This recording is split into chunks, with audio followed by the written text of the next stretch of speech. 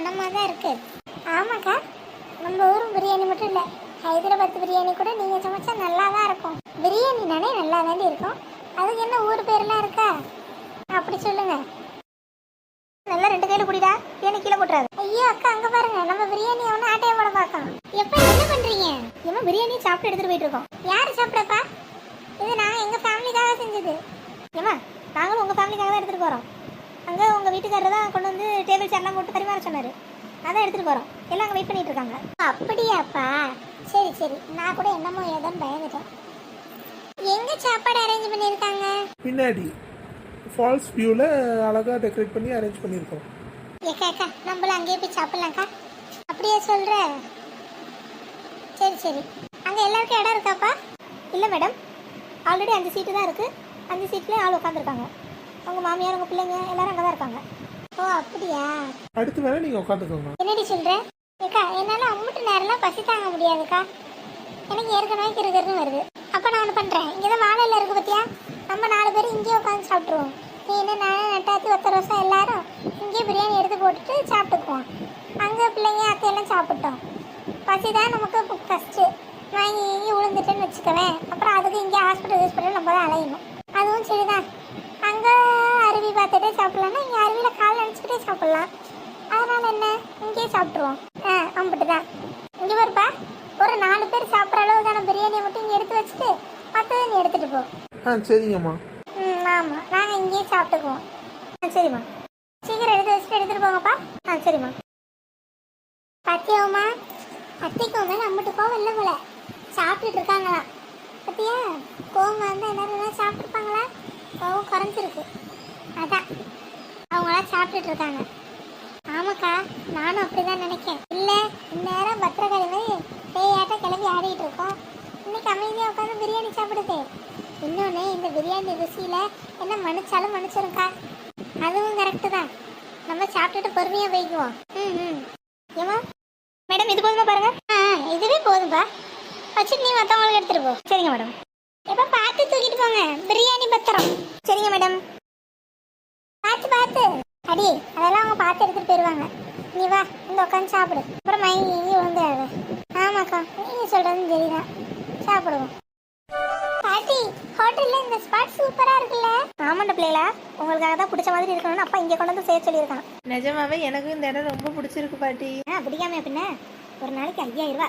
நல்ல அனுபவம் இருக்கிற வரைக்கும். சரி பாட்டி. பாட்டிமா வாங்க வாங்க, எல்லாம் உட்காருங்க. பாட்டிமா எல்லாரும் உட்காருங்க, நாங்களே சர்வ் பண்ணுறோம். இந்த பிளேஸ் உங்களுக்கு கம்ஃபர்ட்டாக இருக்குல்லம்மா? நல்ல சௌகரியமாக தான் இருக்கு. சரிம்மா. சார் பாப்பா, சார் நீங்கள் கேட்ட மாதிரியே 1 more டேபிள் அரேஞ்ச் பண்ணியாச்சு. இங்கேயே போட வேண்டியதானே? ஆமாம், இங்கேயே கொண்டு வந்து போட்டுரு. Okay sir. எதுக்கு இன்னொரு டேபிள்? இந்த மகாராணிங்களுக்கு டேபிளும் சேர் ஒன்று தான் கேடு. வந்த சோறு தண்ணி தரக்கூடாது, எல்லாம் அப்படியே கிடக்கட்டும். மேடம், செத்த வெயிட் பண்ணுங்கள், உங்களுக்கு லஞ்ச் ப்ரொவைட் பண்ணிடுவோம். அதெல்லாம் தெரியும். எதுக்கு இன்னொரு டேபிள்? அது ஒன்றும் இல்லை பாட்டிமா. ஒரு டேபிளுக்கு 5 சேரு. நீங்கள் 4 பேர் உட்காந்துட்டீங்க, உங்களோட மூர்த்தி சேர்ந்துருவாப்பில். அடுத்து இன்னொரு டேபிள் போட்டால் இன்னும் 4-5 பேர் வருவாங்களாமே, எல்லாருக்கும் சேர்த்து தான். ஓஹோ, இந்த ஒரு டேபிள் மட்டும் போதும்பா, இன்னொரு டேபிள்லாம் ஒன்றும் வேணாம். ஏன் பாட்டிமா? மூர்த்தி தான் போட சொன்னான். என் பிள்ளை ஏதோ தெரியாமல் சொல்லியிருப்பான், நான் சொல்கிறேன் ஒரு டேபிள் போதும். இப்போ அவளுக்கெல்லாம் அதெல்லாம் வயிறு ரொம்ப தான் வருவாளுங்க. சாப்பாடு ஒன்றும் வேணான்ட்டாளுங்க, அதனால் அவர்களுக்கு வேணாம். ஓ அப்படியா? சரி பாட்டிமா, அதனால் ஒன்றும் பிரச்சனை இல்லை, நான் சொல்லிடுறேன். பண்ணுறதெல்லாம் பண்ணிவிட்டு இவர்களுக்கு பிரியாணி ஒன்று தான் கேடோ. யாருக்கிட்ட பிரியாணியாவது குஸ்காவது? இன்னைக்கு பட்டி கிடக்கட்டும் எல்லாரும். பாட்டி, பிரியாணி வந்துட்டு இங்கே வச்சிருவோண்டா. சரிடா. சரி, நான் எல்லாருக்கும் தண்ணி எடுத்துட்டு வரேன், நீ சாப்பாடு போடு. என்ன பிரியாணி கொஞ்சம் குறைஞ்ச மாதிரி இருக்கு? இருக்காது. அவளுக்கு செஞ்ச போய் 4 வாய் உள்ள விட்டுருப்பாளுங்க, இல்லைன்னா இப்படி குறையுமா? எல்லாரும் சாப்பிடுங்க. பிரியாணி என்னது இது? ஏன் பாட்டிமா, என்னாச்சு? பீசு பத்தலையா? என்ன முறை இது?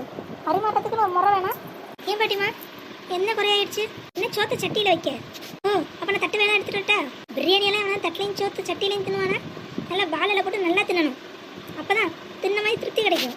பாட்டிமா, வாழைலையா? ஆமாம், அது கூட உங்களுக்குலாம் தெரியாதா? அப்புறம் பிரியாணி எப்படி சாப்பிடுவீங்க? பாட்டிமா, எங்கள் ஹோட்டல் எல்லாருக்கும் பிளேட்டில் தான் சேவ் பண்ணுவீங்க. வரவங்களாம் எழுச்சி வாயாக தான் பண்ணுவீங்க. சோறு சமைக்க ஆள் இல்லைன்ட்டீங்க, அதுக்கும் நாங்களே சமைச்சுக்கிட்டோம். பரிமாறுறது கூட முறை இல்லைன்னா எப்படி? இதெல்லாம் ஒரு நாளைக்கு வாடகை 5000. ஒரு வாழை இல்லாததெல்லாம் ஹோட்டலா? சே, ஐயே நம்ம அம்மா சத்தமாயில கேட்குது. என்னன்னு தெரியலையே, ஒரு எட்டு போய் பார்த்துருவோம். போய் மரியாதை வாழலை பிரிச்சுட்டு வா. ஏமா இந்நேரத்துக்கு நான் போய் வாழலைக்கு எங்கே தேடுவேன்? கேட்குறத கொடுக்க கூட தெரியல. எங்கே அவன் மேனேஜர்? அவனை வர சொல்லு. பகல்லையே கூலிங் கிளாஸை போட்டுட்டு சுற்றிக்கிட்டு அவனை வர சொல்லு அவனை. ஐயோ இந்த பாட்டி நம்ம வேலைக்கு ஆப்பு வச்சிரும் போலயே. ஏம்மா என்னம்மா ஆச்சு? ஏன் இப்படி கோவமா இருக்கீங்க? அது ஒன்றும் இல்லை மூர்த்தி, நீ போ, நான் பார்த்துக்கிறேன். ஏம்மா சொல்லுங்கம்மா, என்ன விஷயம்? சோறு போடுறான் சோறு. நம்மளே பிரியாணி சோக்கி ஆக்கி அரைச்சி எல்லாம் பண்ணிட்டான். அதை போடுறது கூட ஒரு முறை இல்லைன்னா எப்படி? ஏப்பா ஏதாவது மரியாதை குறையா நடந்துக்கிட்டியா? சார் அப்படியெல்லாம் ஒன்றும் இல்லை சார். அப்புறம் என்னப்பா பிரச்சனை? நான் சொல்கிறேன் மூர்த்தி, என்கிட்ட கேளு. சொல்லுங்கம்மா. நம்ம பிரியாணி எப்படி சாப்பிடுவோம்?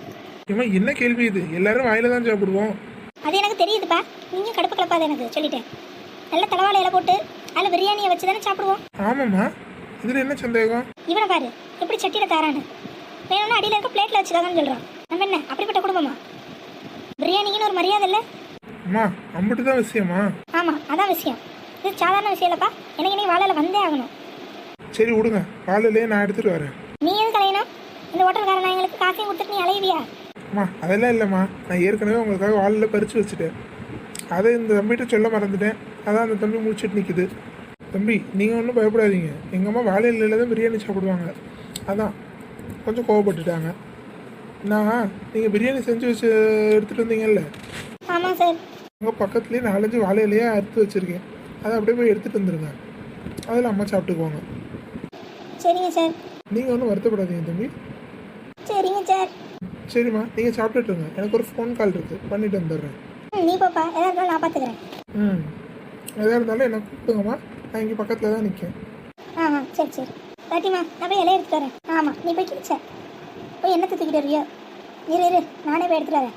என் பிரியாணிக்கு காவலை, என் பிள்ளைங்களுக்கு காவலை இங்கே இரு, நானே போய் எடுத்துட்டு வரேன். இல்லை யாரும் சாப்பிடக்கூடாது. இலை வந்தால் தான் சோறு. இலை இல்லாமல் பிரியாணி சாப்பிட்டோம், அந்த பிரியாணிக்கே மதிப்பு இல்லாமல் போயிடும்.